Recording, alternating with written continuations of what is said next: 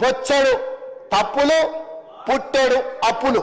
వాళ్ళు చేసిన తప్పులను సరిదిద్దడానికి, వాళ్ళు తెచ్చిపెట్టిన అప్పులను కట్టడానికి, అప్పులు కట్టడానికి మళ్ళీ అప్పులు చేయాల్సి వచ్చింది అధ్యక్ష. వాళ్ళు చేసిన అప్పులకు మిత్తిలు కట్టాలంటే మళ్ళీ బ్యాంకులో పోయి తేవాల్సి వచ్చింది అధ్యక్ష.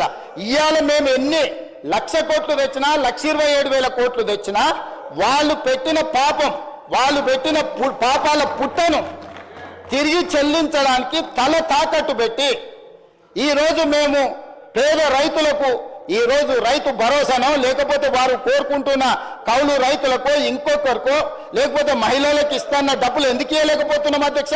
ఫీజు రియంబర్స్మెంట్ ఎందుకు సమయానికి ఇవ్వలేకపోతున్నాం? హాస్టళ్ల బిల్లులు ఎందుకు సమయానికి మేము కట్టలేకపోతున్నాం? ఎందుకు తులం బంగారము కళ్యాణ లక్ష్మి షాది ముబారక్లో ఇవ్వలేకపోతున్నాం? ఇవన్నిటికీ ఉన్న ఆదాయం మొత్తం, తెస్తున్న అప్పులు మొత్తం వాళ్ళు చేసిన పాపాలకు చెల్లించడానికి పోతుంది అధ్యక్ష.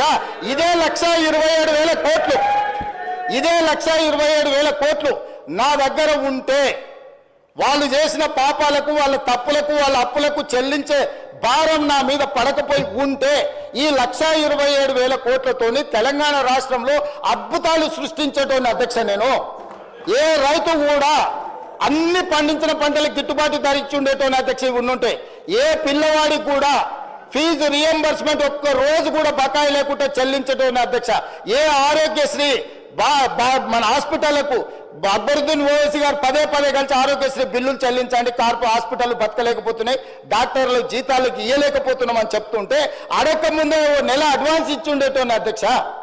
ఇవాళ ఈ రాష్ట్రంలో సంక్షేమ పథకాలు, అది రైతు భరోసా కావచ్చు, లేకపోతే రైతు రుణమాఫీ కావచ్చు, లేకపోతే ఫీజు రియంబర్స్మెంట్ కావచ్చు, ఆరోగ్యశ్రీ కావచ్చు, లేకపోతే పేద ప్రజలకు ఎన్నికల్లో ఇచ్చిన 6 గ్యారంటీలలో ఏదైనా ఒక గ్యారంటీ ఆలస్యమైందంటే ఆ పాపం ఈ పాపాత్ములదే అధ్యక్ష.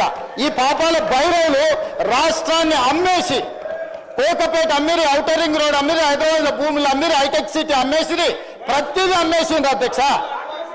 వైన్ షాపులు లాస్ట్కు మన ఏమంటారు మన మన బలహీనతను కూడా 6 నెలల ముందుగానే అమ్మేసుకున్నారు అధ్యక్ష వైన్ షాప్ల పేర్ల మీద.